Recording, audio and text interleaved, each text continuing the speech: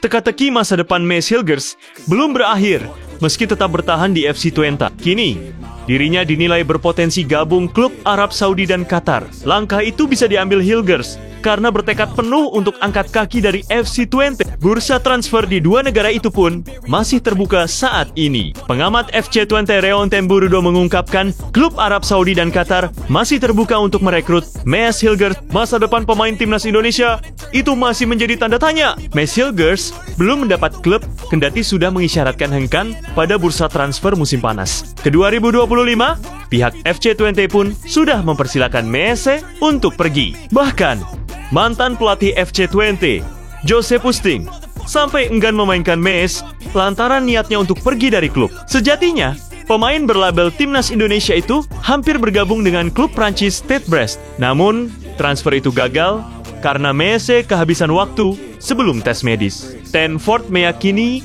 Maes dan perwakilannya belum menyerah mencari klub baru. Dan pertanyaan lain yang muncul minggu ini adalah masalah Hilgers. Saya berasumsi dia masih di sana, kata Ten Ford dilansir dari Twente Fans, Rabu 10 September tahun 2025.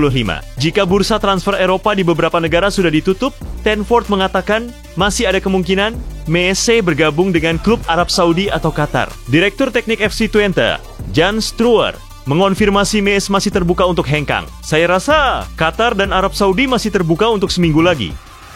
Saya bertanya lagi kepada Jan Struwer tentang hal itu. Dia mengatakan bahwa menurut perwakilan Hilgers, masih ada sesuatu yang terjadi, ungkap Ten Ford. Saya berkata, Jan, saya sudah mendengar ini selama setahun, tetapi mereka masih harus mencapai kesepakatan dengan Anda, FC Twente. Tentu saja, ingin mendapatkan sejumlah uang untuk transfer Maes.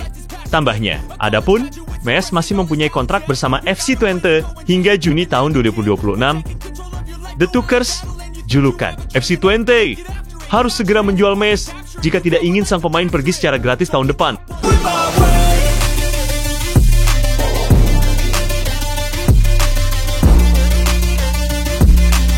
Nasional Timnas Indonesia U23 harus menelan pil pahit setelah menelan kekalahan 0-1 dari Korea Selatan di laga pamungkas Grup J kualifikasi Piala Asia U23 2026.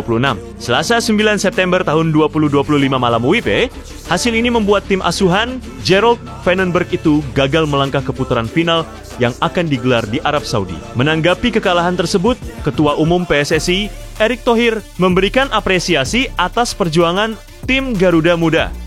Meski kecewa, Erick merasa timnas Indonesia U-23 sudah berusaha keras membongkar pertahanan Korea Selatan. Bahkan dengan mencoba berbagai formasi, Erick Thohir menyebut kegagalan ini sebagai kekalahan terhormat melawan tim yang sangat kuat. Pasalnya, di laga penentu, timnas Indonesia U-23 mampu membuat Korea Selatan U23 kewalahan meski pada akhirnya tumbang 0-1. Tim sudah bekerja keras.